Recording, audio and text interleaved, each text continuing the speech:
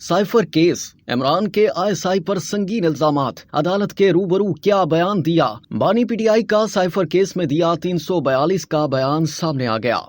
बानी पीटीआई ने खुसूसी अदालत के रूबरू 342 का बयान रिकॉर्ड कराते हुए कहा कि साइफर मेरे ऑफिस में था। जिम्मेदारी प्रिंसिपल सेक्रेटरी और मिलिट्री सेक्रेटरी की होती है। बताना चाहता हूं कि असल साजिश कैसे हुई। बानी पीटीआई ने कहा कि 3.5 साल के दौरान बतौर वजीर आजम सिर्फ साइफर की एक दस्तावेज गायब हुई। बानी पीटीआई ने अपने बयान में कहा कि साइफर गुमशुदगी पर मिलिट्री सेक्रेटरी से कहा कि इसकी इंक्वायरी करो, जिस पर मिलिट्री सेक्रेटरी ने कहा कि इंक्वायरी की, साइफर का कोई सबूत नहीं मिला। बानी पीटीआई ने कहा कि 2 करोड़ 30 लाख वोटों से मुंतखब वज़ीर आज़म को निकाला गया। मुंतखब वज़ीर आज़म के खिलाफ साजिश में जनरल बाजवा और डोनाल्ड लूस शामिल थे। हुसैन हक्कानी ने जनरल बाजवा के कहने पर मेरे खिलाफ लॉबिंग की। इमरान खान ने अदालत में कहा कि जनरल बाजवा से मुलाकात के लिए 3 रुकनी कमेटी बनाई। कमेटी में असद उमर, शाह महमूद कुरैशी और परवेज खटक शामिल थे। जनरल बाजवा ने कमेटी को कहा, अपनी समत दुरुस्त करो वरना 12 साल के लिए अंदर जाओगे। साबिक वज़ीर आज़म ने कहा कि रूस से वापस आया तो शाह महमूद कुरैशी ने मुझे साइफर पैगाम से आगाह किया। उस दौरान मेरी बाजवा से मुतादिद मुलाकातें हुई, जिसमें बाजवा से कहा अगर हुकूमत गिराई गई तो पाकिस्तानी मईशत डूब जाएगी और सियासी अदम इस्तेहकाम आने वाली हुकूमत नहीं संभाल सकेगी। पीटीआई ने कहा कि जलसे में जो कॉपी लहराई वो साइफर की पैराफ्रीज कॉपी थी। 22 अगस्त को ऐवान सदर में मेरी जनरल बाजवा से फिर मुलाकात हुई, जिसमें जनरल बाजवा ने कहा कि साइफर पर बात न करो। जनरल बाजवा ने कहा कि मीर जाफर मीर सादिक कहना बंद करो। बाजवा ने कहा कि तुम्हारे ऊपर ऑफिशियल सीक्रेट एक्ट लागू होगा।